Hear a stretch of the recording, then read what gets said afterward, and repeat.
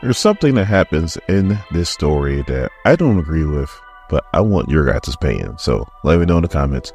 I'll let you know when we get to that point.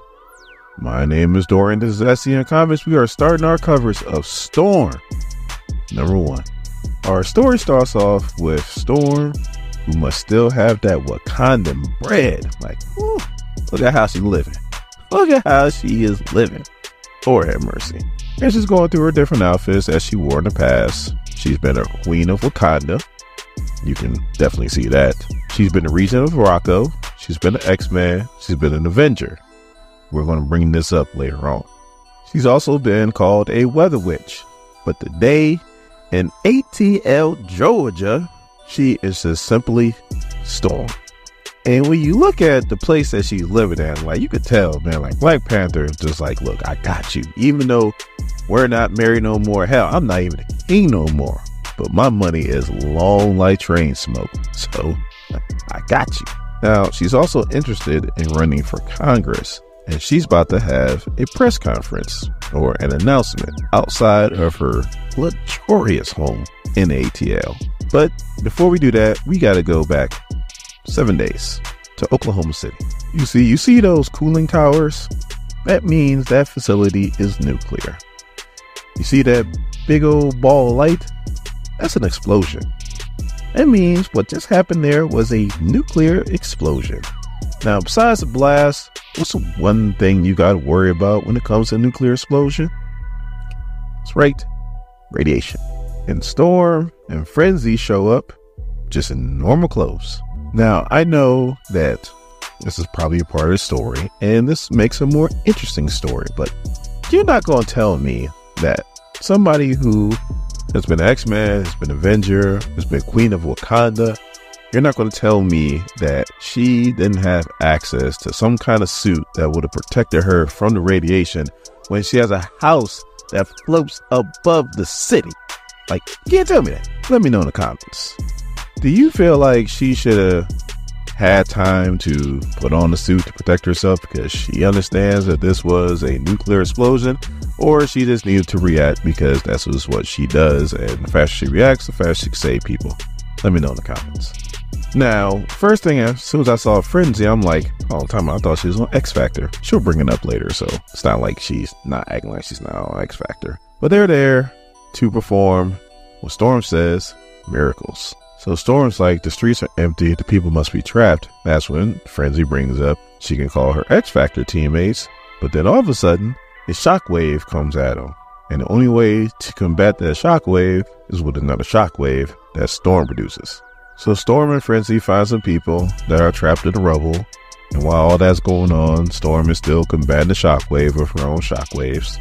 But Frenzy picks up some rubble, and she finds a guy wearing an Orchis shirt. And at first she's like, oh, Orchis, huh? And Storm's like, look, we help everybody, Orchis included. And that's what continues to happen. Storm and Frenzy finds people in the rubble, and Storm stops the shockwaves. But then Frenzy yells, Storm! And this shockwave is just a tad bit bigger than the other one. And Storm has to do what she needs to do to stop it. But as that's going on, a piece of shrapnel comes and catches her right in the shoulder, the chest area. And it's a pretty bad, pretty deep wound because when she pulls it out, I mean, there's blood coming from her mouth, so it hits something vital. So she uses her powers and she somehow closes the wound, or at least stops the bleeding. And then Frenzy's like, we need to get you some medical attention. And Storm's like, nah, I need to go to the source and stop these shockwaves. As she uses her lightning and she disappears. So as Storm flies there, she can see the dead fish in the lakes, and what the hell, there's a whole bunch of radiation here. Now she tries to make it snow to kind of calm down the nuclear fallout, but I mean, so they're gonna do but so much. So all of a sudden there's another shockwave that comes out of nowhere. It catches Storm off guard. It's headed right for the townspeople, and Frenzy has to pull off her best Incredible Hulk impression, and she does a thunderclap to stop it. So now Storm is starting to throw up because she is showing all kinds of signs of radiation poisoning. She picks up a metal door to try to help protect her from the radiation because she's headed straight for the core. And what's at the core? What's always at the core of these stories? It's a mutant. It's always a mutant.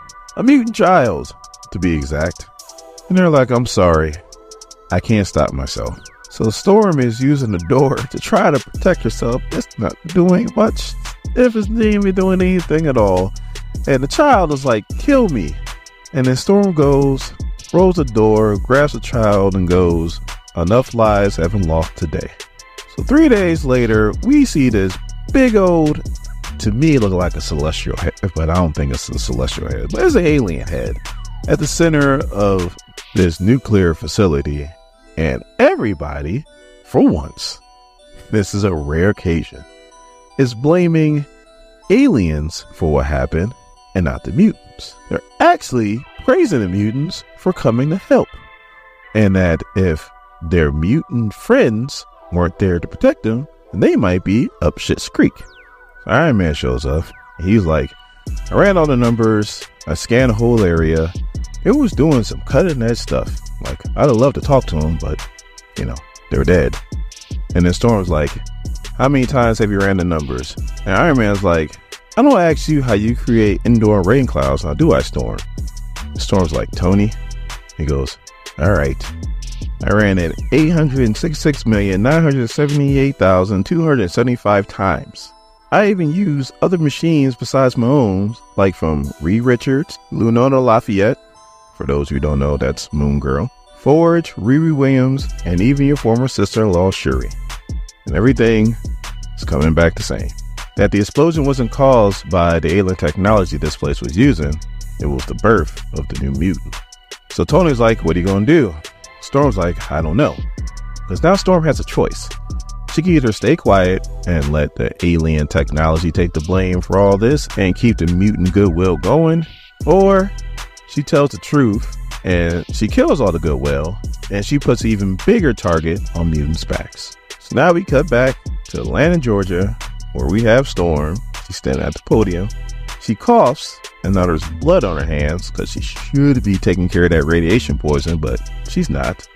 And she goes, I am Storm, mistress of the element. And she lets everybody know, and everybody's watching, like the Uncanny X-Men's in New Orleans, the Avengers at Avengers headquarters, there's in outer space. And she lets everybody know that, yes, it was a mutant that caused the explosion. So, of course, everybody in the crowd's now all pissed off. The X-Men are like, we already didn't have enough to deal with. Now there's this. The Avengers are the Avengers, kind of impartial. And everybody at that press conference dipped out on Storm. But I want to ask you a question. She's running for Congress, so she wants to be a politician. And she did what most politicians don't do. She told the truth. Do you want your politicians to tell you the truth, or do you want them to lie to you? What if the greater good is for them to lie? Do you want the greater good, or do you want the truth? Let me know in the comments. So we know that Storm's dealing with the radiation poisoning. On the last page, we see that probably won't be a problem because a cosmic entity is interested in Storm. But not just any cosmic entity, it's Eternity. Eternity wants something to do with Storm. I can't wait to find out what that is.